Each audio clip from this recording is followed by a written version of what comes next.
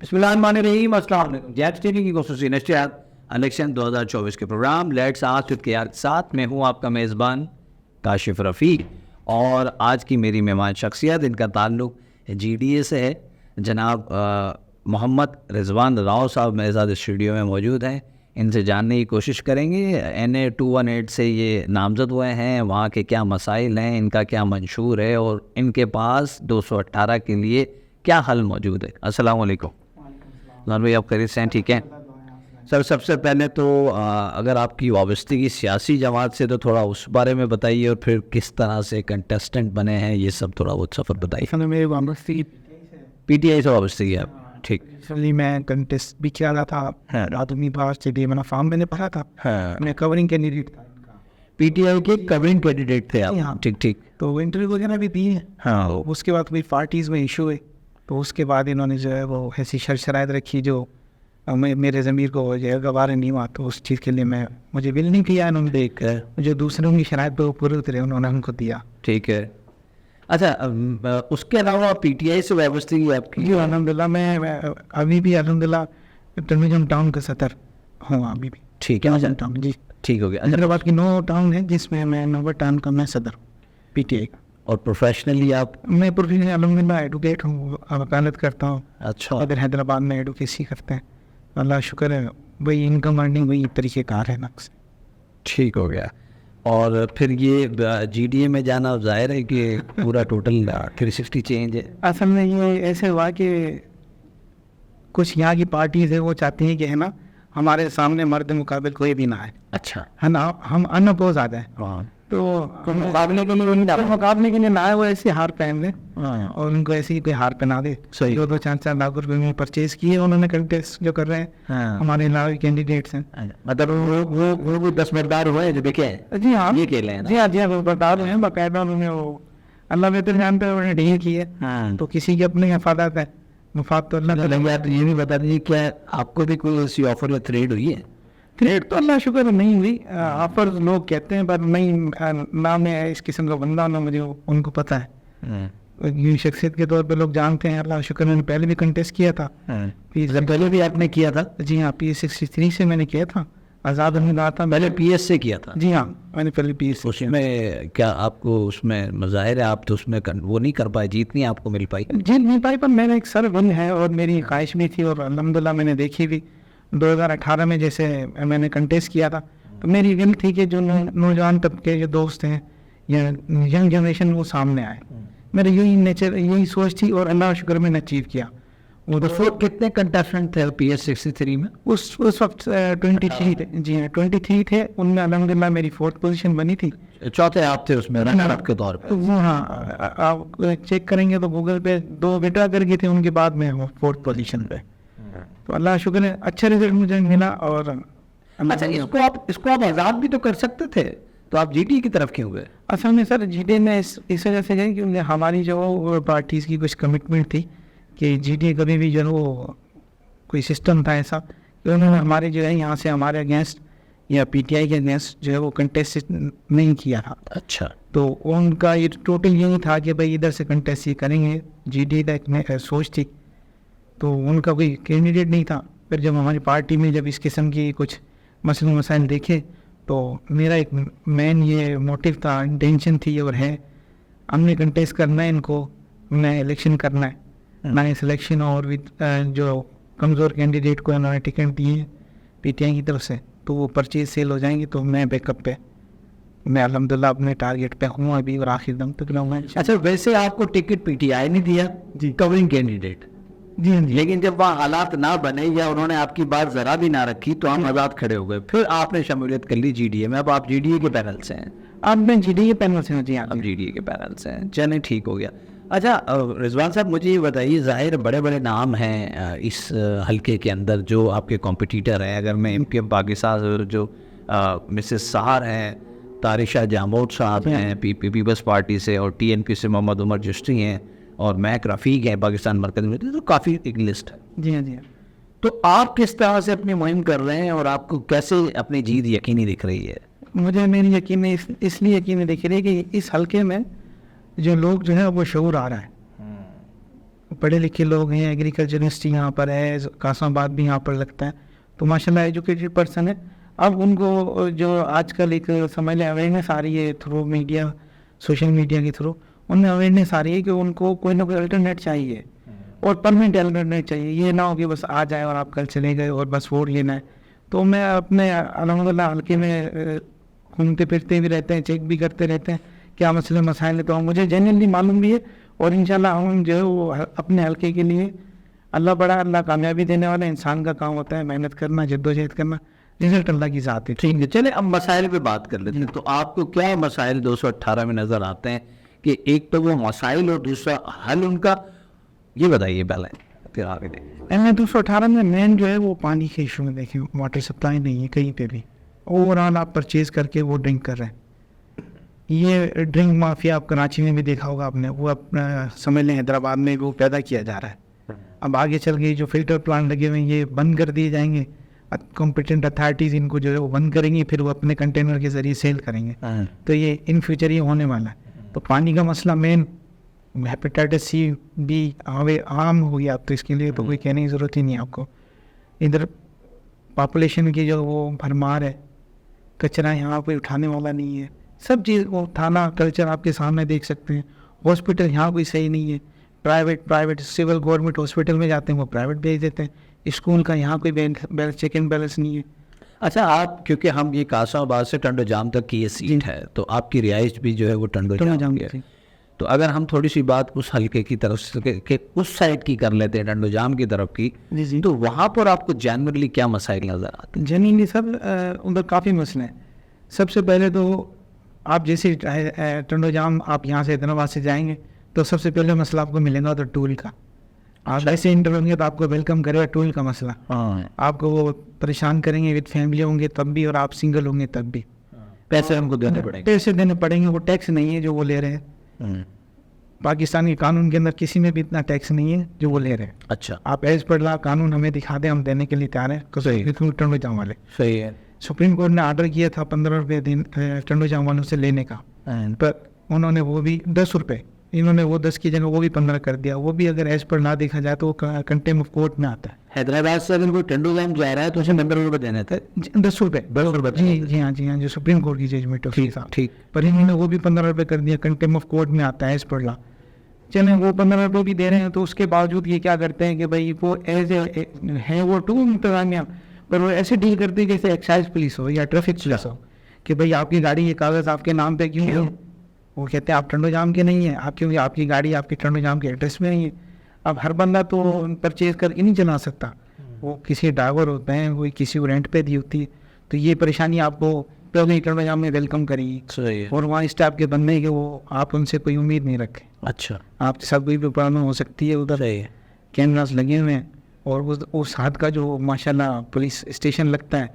तो अच्छा, एक ही थाना है वहाँ पर? नहीं, इसको थाना लगता है राव की लगता है। जी हाँ, स्टोन को रखता है राव की, जो सिर्फ फरमाइशों पे चलता है। अच्छा, फरमाइशों पे एफ होती हैं और जो उनके खिलाफ बात करता है, काम करता है, उन पे एफ होती हैं, शराब की, चर्च की, अफीम की। फिर कोई गाड़ी में बदतमीजी करता है तो गुंडा टाइप बंदे आ जाते हैं। आप खुद सोच सकते हैं कि शरीफ आदमी जा रहा है तो समझ लें हम वहाँ जो है वो गुंडा टैक्स उनको दे रहे हैं 95 रुपये। ठीक हो गया। अच्छा, ज़मीन ज़ाहिर टंडो जाम में तो खेती का इलाका ज़्यादा है, वहाँ पर जो है वो काश का मामला ज़्यादा है, तो वहाँ पे कोई मसाइल है उससे रिलेटेड कुछ? तो मसाइल ये है कि जो 2 एकड़ 4 एकड़ वाला ज़मींदार है ना, उसको पानी नहीं मिलता। अच्छा, ठीक है, पानी नहीं मिलता, उसको परेशानी होती है। अगर वो अपने हक के लिए बात करता है तो उसकी कोई सुनवाई नहीं होती। तो किससे मिलता है पानी? फिर आपको पानी जाके आपको वडेरा ताप पे बैठना पड़ेगा। उधर ये जो खानसा में हैं जो चीज़ चोरी करते हैं, आप उनसे ले सकते हैं पानी। आपको वो पानी देंगे पर वो भी नहीं देते। आपके पास कम से कम 100 एकड़ 50 एकड़ ज़मीन हो फिर पानी आपको सही मिलेगा। पानी का चेक एंड बैलेंस नहीं है, लोगों को परेशानी है वहाँ बहुत ज़्यादा एग्रीकल्चर साइड पे। फिर उसके बाद आप आ जाएँ जो हमारे यहाँ कुन्नर प्लांट है, ऑयल फील्ड है, अल्हम्दुलिल्लाह उसकी काफ़ी अच्छी इनकम अर्निंग है, पर डे के हिसाब से करोड़ों रुपये में बनती है। और एक कानून है जिसके अंदर 60% उस इलाके में उसका जो है वो प्रॉफिट में से 60% आपको यूटिलाइज करना होता है नियर टू एरिया। अच्छा, पर उसके ऊपर भी कोई चेक एंड बैलेंस नहीं है, तो वो किसी ना किसी को मंथलियाँ चली जाती हैं। वहाँ पर टोटल वहाँ का इवन ये भी कि मस्जिद का पेश इमाम जो है वो आउट ऑफ प्रोविंस का बुलाया गया, हालांकि वो हमारे एक शहर का होना चाहिए या मेरे को होना चाहिए, क्योंकि वहाँ की फैसिलिटी तो वहाँ करना है ना मैम। सही बात है। वो उसके ऊपर भी कोई जो है वो चेक एंड बैलेंस नहीं, बात करने के लिए कोई तैयार नहीं है। जॉब्स हैं वो भी उधर के लोग हैं जो करीबी रिहायशी हैं, उनको किसी को नहीं मिलती, और अगर किसी को मिलती भी है तो आपको ड्राइविंग मिल जाएगी, पट्टे वाली मिल जाएगी, खानसामे की मिल जाएगी। तो एक बड़ी हाई फील्ड है, अच्छी इनकम अर्निंग है, पर वो भी हाई चेक की हुई है, तो कोई बोलने वाला अच्छा रिजवान साहब, 3 चीज़ें हैं जो तमाम ही कैंडिडेट अपने जो है मद्देनज़र रखते हैं मंशूर में ना, तालीम, सेहत, इंफ्रास्ट्रक्चर। इंफ्रास्ट्रक्चर पे तो हमने बात कर ली, तालीम के और सेहत के हवाले से सर तालीम के लिए सबसे पहले तो ये हमारे जो स्कूल हैं इनके अंदर जो पानी इधर भी जो है ना कोई पुरसाने हाल नहीं है, चलिए पानी नहीं है उधर साफ, उधर भी परचेज करके फ़िल्टर्स के पानी आते हैं, और बिल्डिंग सही नहीं है। आसरे तो हमें हर जो है इलेक्शन में मिलते हैं, काम नहीं आता। काम नहीं होता। फिर उसके बाद कैटेगरीज बनाई हुई हैं कि ये सिटी का है स्कूल है और ये सिटी से बाहर का है। तो सिटी से बाहर का कोई है तो उसको माशाल्लाह कुछ ना कुछ मिल जाता है, जो सिटी में है तो वो तो समझ लें अल्लाह ही कोई उनकी मदद करता है, हम खुद अपनी तरफ से कुछ चंदा करके वो देते हैं स्कूल के अंदर। सही है। इस इवन यहाँ के वो स्कूल के टीचर्स हैं वो अपनी सैलरी में से उस स्कूल में यूटिलाइज करते हैं, मैं पर्सनली उनको जानता हूँ। अच्छा, पर उसका बजट नहीं आता, उसका चेक एंड बैलेंस नहीं होता, ना कोई पूछता है, और आपको सिस्टम का तो पता ही है जिस गवर्नमेंट अच्छा। से। तो हॉस्पिटल के हवाले से कोई वहाँ पर हॉस्पिटल जो है वहाँ एक ही रूरल हेल्थ सेंटर है टर्नोजाम का, वो रूरल है, वो टर्नोजाम में भी नहीं लगता, वो रूरल में लगता है। टर्नोजाम का रूरल हेल्थ सेंटर आपको सिर्फ एक चीज़ दे सकता है इमरजेंसी में, कि आप यहाँ से हैदराबाद जाएँ लालबत्ती, ना आपको उधर से एम्बुलेंस मिल सकती है, ना कोई फैसिलिटेट आपको करेगा, ना कि ऐसे होता है कि अर्बन के लिए कुछ नहीं, वो रूरल में काम कर रहे हैं हम। वो काउंट में उसका नाम है अर्बन है, वो है भी अर्बन, उसका रूरल का है, इनका है नहीं, तो वो सब उसी में जाते हैं, वो रेफर टू हैदराबाद करते हैं, वो रास्ते में अल्लाह रहम करे एमरजेंसी कोई उधर हाल नहीं है, डिलीवरीज उधर नहीं होती हैं, उधर सिर्फ लाल पीले शरबत दिए जाते हैं, वो भी 9 से 2 बजे तक, उसके बाद आपको वो भी नहीं मिलेंगे। तो सिविल हॉस्पिटल्स का तो ये हाल है, एक ही हॉस्पिटल है सराउंडिंग समझ लें PS 61 के अंदर एक ही हॉस्पिटल है। अच्छा, ये तो सारे मसाइल हैं। अब इसके बाद अगर मैं मंशूर को मद्देनज़र रखते हुए हल आपके पास क्या है कि आप ये इन चीज़ों में से ज़ाहिर सब मसले हैं जी जी, और ये वहाँ की आवाम के मसले हैं, लोगों को पता है इन बारे में, हमने ये बता दिया, लेकिन अब इसका हल क्या तलाशेंगे आप? सबसे पहले तो हॉस्पिटल का हाल में देखें, ठीक है। हॉस्पिटल के अंदर आप काफ़ी बड़ी जगह है, आप उधर बिल्डिंग बनाएं, आप उधर के हॉस्पिटल को चेक एंड बैलेंस करें। आपके हेल्थ का इतना बड़ा बजट है तो आप यूटिलाइज उधर सिर्फ ये चेक एंड बैलेंस हो जाए ना कि आपका इतना आया और आपने इतना यूज़ किया है, तो इन बड़ा फ़र्क पड़ेगा। आप बिल्डिंग काफ़ी बड़ा एरिया बिल्डिंग बनाएं, उधर फैसिलिटेट करें, डॉक्टर्स लाएं डे एंड नाइट, आप उधर जैसे हॉस्पिटल हैदराबाद के अंदर है ऐसे आप फैसिलिटेट कर सकते हो। उधर कोई ऐसा इशू तो नहीं है कि गुंजान इलाका हो कोई जा ना सकता। हैदराबाद से 12 किलोमीटर बनता है ठीक है, सिटी से, तो कोई भी डॉक्टर्स जो हैं वो डे नाइट तो जॉब कर सकते हैं। एक डॉक्टर के होने से पूरे इलाके में कितना बड़ा फर्क पड़ यहाँ से जब टर्नोवत खान जाया जा सकता है तो टर्नोजाम पे जाया जा सकता है। अल्हम्दुलिल्लाह। टर्नोजाम तो 12 किलोमीटर है, टर्नोवत खान तकरीबन 60 किलोमीटर है। जी जी। तो अगर यहाँ के लोग करना चाहे, जैसे साहिब इक़्तिदार रहे हैं, तो बहुत आसान है। इतना कोई वो एक तो ये उमरकोट तो है नहीं, समझ लें ऐसा एरिया हो जाना पानी मिलता ना बिल्कुल कुछ हो ही नहीं सकता। यहाँ हो सकता है, सिर्फ करने वाली नियत हो और कुछ शायद वो समझने मुझे समझ में नहीं आता कि इन्होंने कैसे वो ऐनक पहने हुए जो उनको नज़र नहीं आता। नहीं, ये तो इसमें किरदार बास और शख्सियात का भी है ना कि वो सही तरह डिवाइड ही नहीं करती चीज़ों को। सर वो चाहते ही नहीं ना, चाहते नहीं, वो चाहते नहीं, वो अच्छा अल्लाह तो देख रहा है। आप इंसानियत लेट से आप बन जाते हैं MNA, तो फिर आप कैसे डिफेंड करेंगे इन चीज़ों को? ख़ास तौर पे आपने वो जो पानी वाला मसला बताया है कि 2, 4, 5 एकड़ वाले के पास तो बेचारे तो परेशानी है। सर आप किसी भी चीज़ को चेक एंड बैलेंस करेंगे आपके सब मसले हल हो जाएंगे। आपकी बाकायदा इनकम अर्निंग गवर्नमेंट का सिस्टम है, हर जगह एम्प्लॉयज़ हैं, आप एम्प्लॉयज़ को चेक करें कि ये अपनी ड्यूटी प्रॉपर दे रहा है या नहीं। सिर्फ आप प्रॉपर ये चेक करेंगे तो आपको सब चीज़ें सेट हो जाएंगी। पानी के जो बेलदार है वो चेक करता है कि इसके पास पानी आया है या नहीं आया है, ये पैसे लेता है, तो क्या उसमें इसको टोटल आप चेक एंड बैलेंस पे आ जाए, ना कि वो किसी सिफारिश का सिस्टम चले। ये सिफारिशी सिस्टम में बेड़ा कर किया हुआ। चेक एंड बैलेंस आप करें, पानी आपको हर 15 महीने पानी इतना ऐसा तो इशू है नहीं कि पानी मुल्क में है ही नहीं। सही पानी तो आता है, और वहाँ भी पानी है आप पानी अलहमदिल्ला है, पानी भी है और आता भी है, बस सिर्फ यूटिलाइज करने का इशू है। वो यूटिलाइज ऐसे होगा कि वो आप चेक एंड बैलेंस करें, एक इंसाफ के तरीके से करेंगे तो सबको मिलेगा। पहले भी पीपल्स पार्टी के ही वहाँ से जो है वो उम्मीदवार जीते थे जी तो जाहिर है एक बड़ा कॉम्पिटिटर तो आपको वहाँ पर इस हल्के में 218 में पीपल्स पार्टी ही है, तो क्या स्ट्रेटजी होगी आपकी? नहीं, अलहमदिल्ला हमारे जो वोटर है बड़ा अवेयरनेस है उसको, वो जो है वोट भी अलहमदिल्ला हमें देगा और हम रिजल्ट भी इंशाल्लाह हमारे फेवर में आएंगे। अगर कोई प्री पोल रैगिंग ना हो तो इन्होंने कभी रिसेंटली किया इलेक्शन कमीशन को कंप्लेन भी की थी, जिस पे हम सब पार्टीज़ ने मिलकर जो है एहतजाज भी किया था। इन्होंने क्या किया, टर्नोयाम सिटी के साथ, टर्नोयाम सिटी के तकरीबन जो है वो 15,000 के करीब वोट्स हैं, वो इन्होंने सिटी से निकाल के जो है वो साइड एरियाज़ में कर दिए हैं, क्योंकि वो मेरे वोटर सपोर्टर थे। तो इनको उनसे डाउट था कि ये जो देंगे नहीं या हमें यहाँ से कोई खातिर का रिजल्ट आएंगे नहीं, तो इन्होंने उनसे उनका हक भी छीन लिया। तो इंशाल्लाह उम्मीद ये अलगाबंदियों के हवाले से आप कह रहे हैं? नहीं, हल्का नहीं, ये जो क्या नाम है पोलिंग की जो बुक्स बल्दियात में नहीं, ये अभी रिसेंटली इन्होंने जो होती है कोई इशूज होते हैं पोलिंग पे, तो पोलिंग स्टेशन जो लगते हैं, इन्होंने क्या किया है, पोलिंग स्टेशन तकरीबन 7-8 किलोमीटर दूर रख दिया। अच्छा, हालांकि वो जो पोलिंग समझ ले आधे किलोमीटर भी नहीं थी। मैं बचपन से एक स्कूल है उसके अंदर वोट देखता आ रहा हूँ और मैंने खुद भी दी। इस साल वो जो है वो उधर नहीं होंगे, वो तकरीबन 5 से 7 किलोमीटर है, इतनी दूर नहीं जाएगा वोटर नहीं जाएगा। देखें, आपको अरबों रुपए खर्च कर वो घर पे वोट आप ले लें, सर उसकी मेहरबानी, जो सिस्टम है कौन देना चाहता है? सही है ना, सिस्टम जो है बिल्कुल फेल हो गया है। इलेक्शन कमीशन ने अरबों रुपए लिए, गवर्नमेंट ऑफ पाकिस्तान जो है वो कर्जा लेकर जो इलेक्शन करवा रही है, और इतना कर्जा लेने के बाद, सब चीज़ होने के बाद फिर ये ऐसा करते हैं, तो आवाम वोटर का तो इसमें हक माना जा रहा है। ठीक है, उसकी राय के लिए तो सब खर्च कर रहे हैं। रिजवान साहब, कोई मैसेज 8 फरवरी के लिए आप अपने हल्के की आवाम को देना चाहें?